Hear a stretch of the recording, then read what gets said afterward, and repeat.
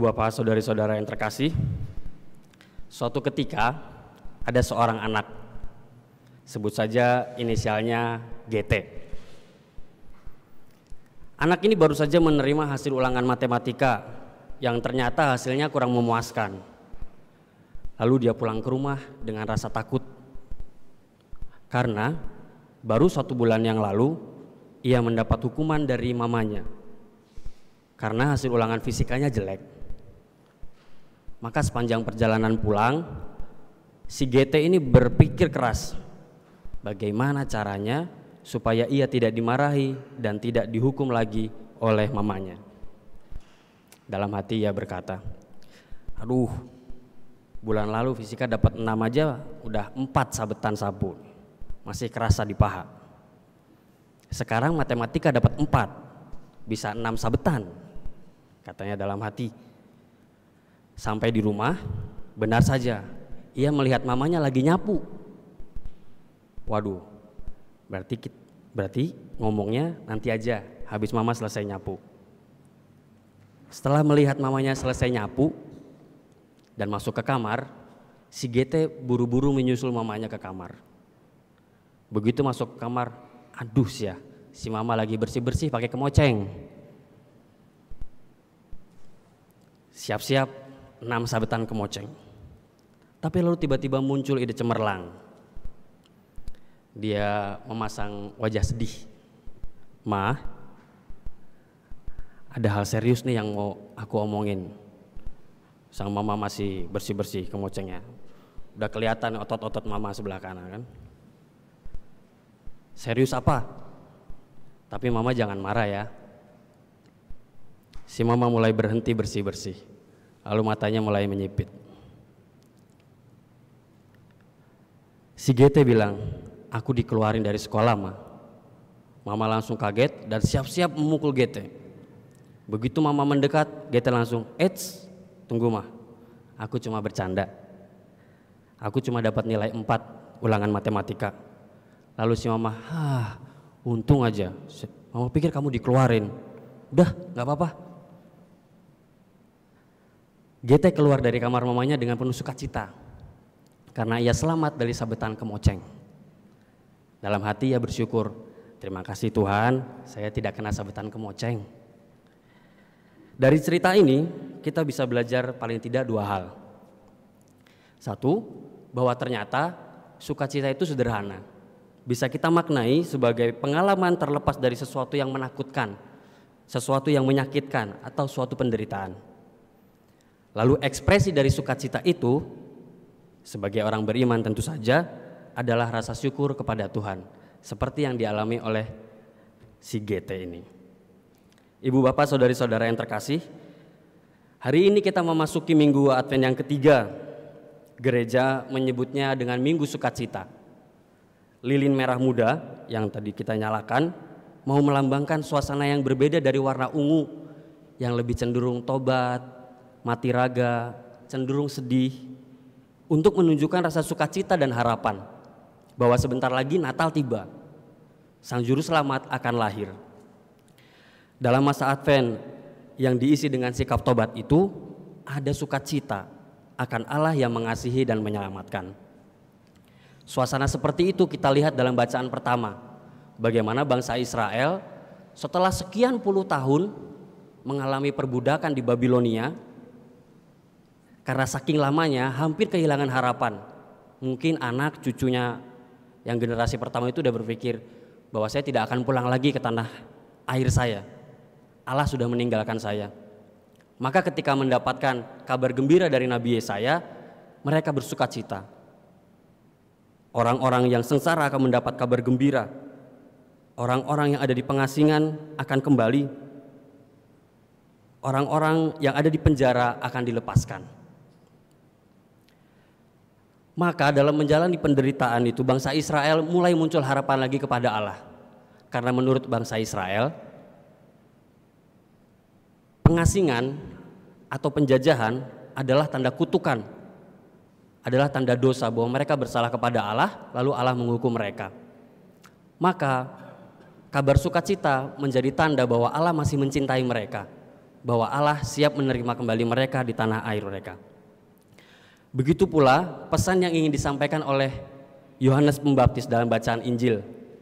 Ketika orang-orang Yahudi pada zaman itu berpikir fokus kepada kesalahan-kesalahan, pelanggaran-pelanggaran, karena hukum Taurat berisi beratus-ratus aturan, dan setiap aturan itu menunjukkan bahwa kamu bersalah, kamu bersalah, kamu bersalah. Maka orang-orang sibuk dengan kesalahan-kesalahannya sampai lupa bahwa Allah sebenarnya sudah mengasihi dan siap mengampuni mereka. Maka di masa Advent ini, di mana kita juga diajak untuk melakukan sikap tobat, marilah kita fokus tidak hanya pada kesalahan-kesalahan dan pelanggaran-pelanggaran kita, tetapi kita fokus pada kasih Allah yang siap menerima dan mengampuni kita. Maka ketika kita pergi mengaku dosa, mengikuti ibadah tobat, kita tidak perlu terlalu sibuk mengabsen kesalahan-kesalahan kita. Apa yang kita lakukan dalam pengakuan dosa semata-mata supaya kita siap menerima pengampunan dari kasih Allah itu sendiri. Oleh sebab itu sukacita adalah buah dari pertobatan. Hal itu kita lihat juga di dalam bacaan kedua, bagaimana Rasul Paulus mengatakan kepada umat di Tesalonika, bersukacitalah senantiasa, karena Yesus sudah hadir, Yesus sudah wafat dan bangkit demi kita. Dosa-dosa kita sudah ditebus, maka sukacita itu harus tidak berkesudahan. Bersukacitalah senantiasa. Tapi kita bisa berkata, Romo, kumaha tuh rek bersukacita, situasi lagi pandemi, toko sepi, jeung batur garelut. Bagaimana kita bisa bersukacita dalam situasi seperti itu? Sedangkan Rasul Paulus mengatakan, tetaplah berdoa, mengucap syukurlah dalam segala hal. Bagaimana syukur bisa diucapkan dalam situasi-situasi sulit? Saya yakin bahwa kita semua pernah mengalami situasi sulit. Sulit dalam ekonomi, sulit dalam relasi, konflik dengan teman di tempat pekerjaan, mungkin juga di gereja. Kesulitan yang kita alami sekarang, pandemi. Tetapi Rasul Paulus mengajak kita untuk selalu memiliki harapan. Karena harapan adalah tanda orang yang bersukacita dan mampu bersyukur. Jangan sampai kita menjadi seperti bangsa Israel ketika menantikan Musa. Saking lamanya Musa turun dari gunung lalu membuat patung lembu emas. Dan kita harus berhati-hati dalam situasi sulit itu karena setan, iblis akan mempermainkan kita. Tujuan iblis adalah satu, yaitu menjauhkan kita dari Tuhan. Maka dalam situasi sulit, iblis akan membuat situasi menjadi semakin sulit sehingga kita merasa Tuhan meninggalkan kita, teman-teman meninggalkan kita. Dibuat sebagaimana pesimis mungkin dan akhirnya menyalahkan Tuhan. Dalam situasi yang mudah dan nyaman, setan membuat kita terlena, merasa bahwa semua kenyamanan ini adalah buah usaha kita dan akhirnya tidak butuh lagi Tuhan. Oleh sebab itu pesan dari Paulus sangat jelas, tetaplah berdoa dan bersyukurlah dalam segala hal, bahkan dalam situasi sulit.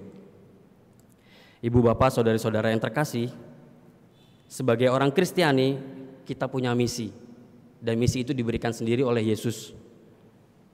Yesus mengatakan, pergilah ke ujung bumi, wartakanlah Injil. Injil dapat berarti 4 kitab yang ada di kitab suci. Matius, Markus, Lukas, Yohanes. Tetapi Injil dalam arti luas berasal dari kata Evangelion yang artinya kabar sukacita. Oleh sebab itu sebagai orang Kristiani, kita semua, saya, ibu, bapak, adik-adik, punya tugas untuk mewartakan kabar sukacita dimanapun kita berada. Di sekolah, di tempat pekerjaan, di gereja, di masyarakat. Dan kabar sukacita ini menjadi identitas orang Kristiani yang sudah merasakan pengampunan Allah. Maka mari kita mengukur sejauh mana kita sebagai seorang Kristiani sudah membawa kabar sukacita itu. Pertama-tama bagi diri kita sendiri, apakah kita percaya sungguh bahwa Yesus sudah menebus dosa-dosa kita? Apakah kita percaya sungguh bahwa dengan melakukan sikap tobat kita bisa berdamai dengan Allah? Pertobatan dan pengakuan dosa menjadi kabar sukacita bagi diri kita sendiri untuk mendapatkan rasa damai. Lalu mari kita ukur juga bagaimana relasi kita dengan sesama di dalam keluarga. Bagaimana orang tua bisa memberi kabar sukacita kepada anak-anaknya ketika anak-anak berbuat salah, ketika anak-anak pulang dengan nilai jelek seperti si GT. Tidak serta-merta dimarahi, dihukum, tetapi diampuni dan diberi pengertian, diberi kesempatan untuk memperbaiki diri. Bagaimana istri kepada suami, suami kepada istri, bagaimana bisa mendampingi pasangan dalam situasi-situasi sulit, bukannya menyudutkan, menyalahkan, apalagi menambah masalah. Dalam lingkungan masyarakat dan gereja, bagaimana kita mampu memberi bantuan kepada mereka yang kesusahan, meskipun dengan sikap yang sederhana, menanyakan kabar, WhatsApp, kumaha euy, geus dilihat ka gereja. Barangkali juga mengunjungi yang sakit atau datang bicara secara dalam rasa persaudaraan dengan orang yang pernah berkonflik dengan kita. Barangkali sikap-sikap sederhana seperti itu akan membawa sukacita bagi orang lain. Dan marilah kita mengukur diri kita masing-masing, apakah kehadiranku sebagai orang Kristiani bagi orang-orang di sekitarku, keluargaku, tetanggaku, lebih banyak membawa sukacita atau justru membawa hal yang bukan sukacita. Semoga pengalaman sukacita yang kita bagikan dan kita rasakan sungguh membawa kita kepada pengalaman akan Yesus seperti yang dilakukan oleh Yohanes Pembaptis ketika ditanya, "Siapakah engkau?" "Aku bukan Mesias, aku bukan nabi, tapi aku adalah suara yang menunjuk kepada Yesus bahwa sukacita yang sejati ada di dalam Yesus." Kemuliaan kepada Bapa dan Putra dan Roh Kudus,